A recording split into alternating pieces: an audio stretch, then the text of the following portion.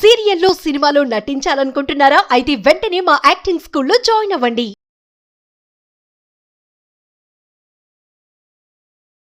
నమస్తే రమ్మగారు. నమస్తే జయ. రమ్మగారు, పిల్లల్ని స్కూల్కి పంపేకి ముందే మన ఇంట్లో నేర్పించాల్సినవి ఏమన్నా ఉంటాయా? ఏం నేర్పించాలి? చాలా నేర్పించాలి జయ. పైగా ఇప్పుడు స్కూల్ అంటే ఏమిటి, 6వ నెల 5వ నెల నుంచి చంటి కూనల్ని డే కేర్లలోనే పెడుతున్నారు. అవును, అవును. అక్కడే ఏమిటేమిటో నేర్చుకుంటారు మెల్లిగా వాళ్ళు క్రమంగా కదా. ఇదివరకంటే 6 ఏళ్ళు వచ్చాక వెళ్ళేవాళ్ళం. ఆ, ఇప్పుడు నేను పిల్లలు కూడా 5 ఇయర్సే. 5, 6 అట్లా. ఇప్పుడు కాదుగా రమ్మగారు, ఇప్పుడు కాదుగా, చిన్నప్పుడే చిన్నప్పుడే పంపిస్తారు. 2-2.5కే 2.5కి నర్సరీకి చేరతారు అవును. కదా. నర్సరీకి లేకపోతే కుదరదంటారు. ఆ, నర్సరీలో play group, కొన్ని నేర్పిస్తారు, ప్లే గ్రూప్స్. అది ప్లే గ్రూపులు 2వ ఏడు వస్తే ప్లే గ్రూపులు 2 గంటలు అక్కడ కూర్చుని వస్తారు. అంతే. మెల్లిగా పిల్లల్ని చూసి మిగిలినవన్నీ నేర్చుకుంటూ ఉంటారు. అసలు ఇది ఒక క్వశ్చన్ కాదేమో అనుకుంటాను నేను, కానీ నేర్పించాలి పిల్లలకి. ఏమిటి, మొదట తినడానికి తాగడానికి అడగడం. జాయిన్ చేసినా ఓకే. ముందు ఇంట్లో తినడము తాగడము, కావాలని అడగటము, 1లు 2లు చెప్పాలి. ఎక్కడ వెళ్ళాలో అక్కడికి వెళ్ళాలి. బాత్రూమ్లో పార్టీ ట్రైనింగ్ తప్పకుండా కావాలి పిల్లలకి. బాత్రూంలోకి వెళ్ళిపోవాలి, వెళ్ళాలి, చెప్పాలి. అవును. తర్వాత కొంచెం కాస్త కావాల్సింది తీసుకుని తింటాం. చాలామంది పల్చగా చేసి స్లరీ తోసేస్తారు. మీరు ఏడాది లోపలే పిల్లలకి పికింగ్ అప్, కింద నుంచి తీసుకోవటం వస్తుంది. మీరు ట్రై చేయాలి అంతే. కడుపు నిండా తినరన్న భావం ఉంటే ఉండుండొచ్చు. సగం ఫుడ్ అయినా వాడంతట వాడు తీసుకునేలాగా నేర్పించండి. నేను 4 ఏళ్ల పిల్లలకి కూడా నవలడని, మింగడని, అదని ఇదని చెంచాలతో పోసేయటం. వీళ్ళకి ఇంతలా ఉండాలి, ఇంత బరువు ఉండాలి, ఇంత బుగ్గలు ఉండాలి లెక్క ఉంటుంది. అలా పైగా ఇంత కప్పు అని లెక్క. ఆ కప్పుతో తోసేసేయాలని చూస్తారు. తోసేస్తూ కూడా పికంగా పప్పు నేర్పించండి. ఎట్లా, చిన్న చిన్న పండు ముక్కలు, కూర ముక్కలు, వేపుడు కూర ముక్కలు, ఏదైనా చిన్న చిన్న పప్పు ఉండలు, చిన్న ఉండ అన్నం చిన్న చిన్న ఉండలు చేసి పందెం కోళ్ళకి వేసినట్టు వేస్తున్నాం అనేది మామ. మేము అన్నం ఉండలు చిన్న చిన్న ఉండలు చేస్తే మా వాడు ఉండలు తీసుకుని తినేవాడు. అంతే పిల్లలు. పందెం కోళ్ళకి అట్లాగే ఉండలు పెడతాను. పందెం కోళ్ళకి పెట్టినట్టు పెడుతున్నావు, వాడు తీసుకుని వాడు మొత్తం వేళ్లతో తీసుకుని తినేవాడు కాదు. ఒక్కటి పిక్ చేస్తారు. అందుకని పెట్టి ఒకటి పిక్ చేస్తాడని పెట్టేవాళ్ళం. పికింగ్ అప్ నేర్పించండి పిల్లలకి. ఎక్కడి నుంచి తీసిన వస్తువుని మళ్ళీ రీప్లేస్ చేయటం నేర్పించాలి మీరు. ఇది మెయిన్ ఏమో బోస్. చాలా తీసేవు, బొమ్మలు తీసుకున్నావు, మళ్ళీ బొమ్మలు సర్దేయి అని సర్దించేసేయండి. ఆ టైం ఇచ్చి వాళ్ళతో నేర్పించాలి. ఇది స్కూల్కి వెళ్ళేటప్పుడు, స్కూల్కి వెళ్ళిన తర్వాత కూడా ఉపయోగపడతాయి అవన్నీ. అవును, నేర్పించాలి. తీసిపెట్టు, ఎక్కడిదక్కడ తీసిపెడుతూ ఉండటం. మనమే ఎవరైతే భరితే చేసేది ఏం లేదు, చేస్తారు. అక్కడి నుంచి సాక్స్ వేసుకోవటము, లాగునో చొక్కానో వేసుకోవటము, అండర్వేర్ డ్రాయర్ లాంటివి వేసుకోవటం, ప్యాంటీస్ వేసుకుంటారు పిల్లలు చిన్నవి, చిట్టి లాగులు. ఆ లాగు పైకి లాక్కోవటం, బట్టలు సరి చేసుకోవటం, తల కొంచెం దువ్వుకో అని ఊరికే చేతులతోటి చేయించటము, ఇవన్నీ నేర్పించాల్సిందే. గ్లాస్ తోటి నీళ్ళు తాగటము, దేంట్లోనూ చేతులు చేయి పెడితే అంతా ఒళ్ళంతా పులుకోకుండా ఉండటము, స్లోగా చేయించాలి. దీనికి ఏంటంటే తల్లులు అటెంటివ్గా ఉండాలమ్మా. మనము ఎక్కువ గంటలు ఉద్యోగస్తులుగా ఉన్నామనుకో, అప్పుడు కొంచెం కష్టం, కాస్త ఇబ్బంది, పిల్లలకి అవంతా నేర్పించలేము. అందుకని సాధ్యమైనంత పిల్లల్ని ఒక స్కూల్కో ఏదో ఒక దారి చేసేదాకా కొంచెం ఎక్కువ టైం వాళ్ళతో తల్లో తండ్రో స్పెండ్ చేస్తే బాగుంటుంది. అవకాశం దొరికేలాగా చూసుకోవాలి. పిల్లలకి థ్యాంక్స్ చెప్పటం, సారీ చెప్పటం, ఈ 2 రావాలి. ఏది గుడ్ ఏది బ్యాడ్ అవి తెలియాలి. అది చేయకూడదు, అట్లా చేయకూడదు, అల్లరి చేయకూడదు, చెప్పుకుంటూ ఉండాలి. వాళ్ళు మన మాట, మన కళ్ళు చూసేలాగా నేర్పించండి. మనకేసి చూడాలి, వాడు ఏదైనా చేస్తూ మనం ఏమంటాబో అని. మీరు ఓవర్ రియాక్ట్ అయ్యి పిల్లల్ని బెదిరించారనుకోండి, కొంతకాలం అయ్యాక వాళ్ళు మీకేం రహస్యాలు చెప్పరు. వాళ్ళు ఏమన్నా దొంగ పని చేస్తే చచ్చినా చెప్పరు మీకు. ఎక్కువ రియాక్షన్స్ ఇవ్వకండి. చిన్న రియాక్షన్స్ తోటి వాళ్ళని మీ అదుపులో ఉంచుకోవాలి. మన కళ్ళ భయం పిల్లలకు ఉండాలి ఎప్పుడూ కూడా.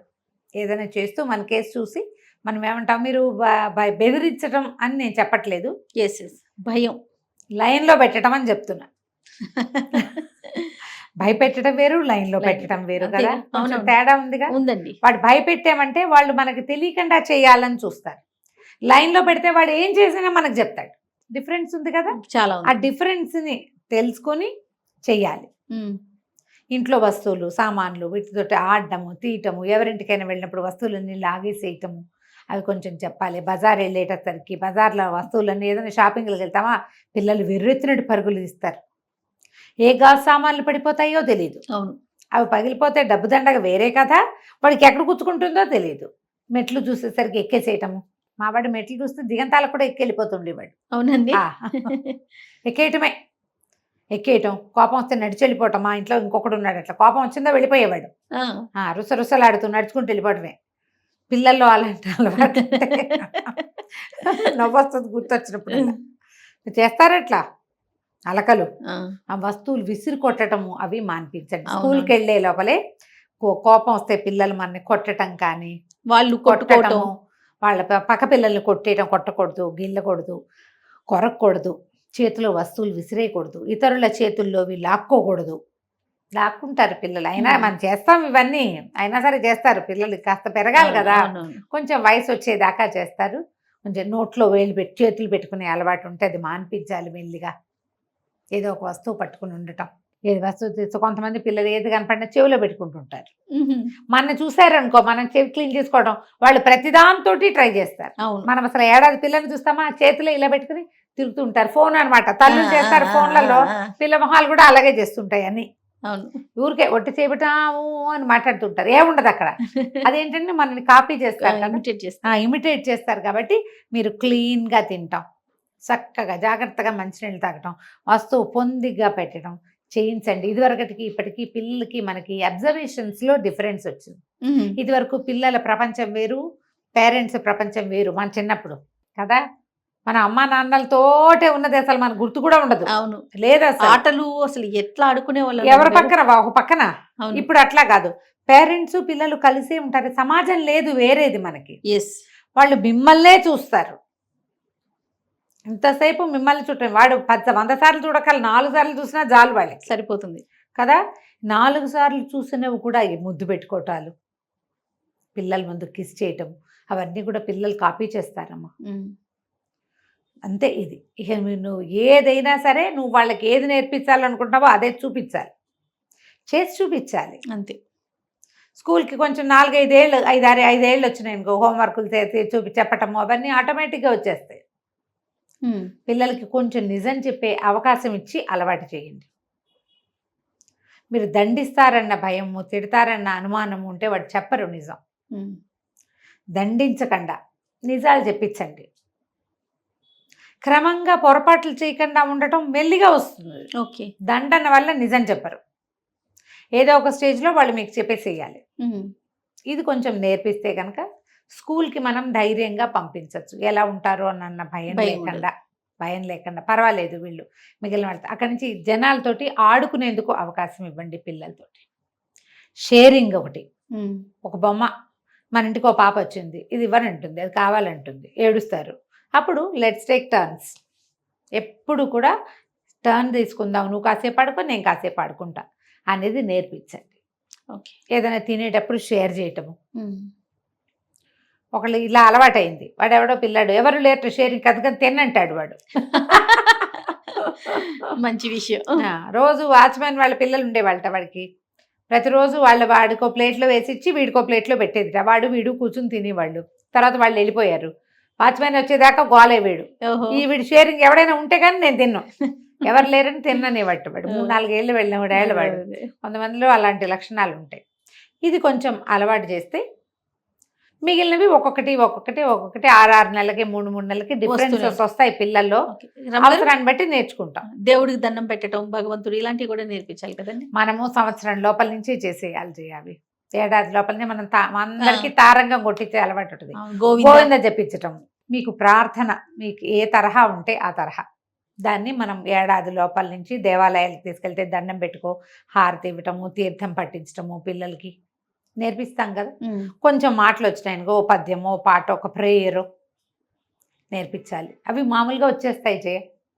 మనం చేస్తామనుకో. నా పాయింట్ కూడా అది. ఇంట్లో పెద్దవాళ్ళు ఉండి రోజు గంటకొట్టి హారతి ఇవ్వటం. మా ఇంట్లో ఉన్న చిన్నవాడు కూడా అంతే. వాళ్ళ తాత చక్కగా హారతిస్తారు, వాడు ప్రతిరోజు పూజ చేస్తాడు. పూజ చేసుకుంటున్నా అని చెప్తాడు కూడా. వాడు వెళ్ళి కూర్చుంటాడు, నీళ్ళు కూడా పోస్తాడు, ఇట్లా చూపించి నేర్చేసుకుంటారు. మన ఇంట్లో ఉండి మనం చేస్తే పిల్లలు చేసేస్తారు, వస్తాయి.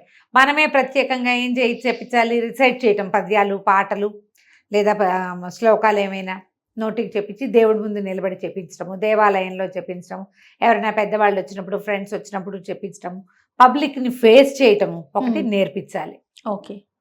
పిల్లలతో కలిసి ఆడుకోవటము, పెద్దవాళ్ళని జనాలు ఒక నలుగురు రంగానే వీడి ఆడవటం మొదలుపెట్టి క్రాంకీగా అవుతారు పిల్లలు అవును. గుంపులోకి వెళ్ళేసరికి.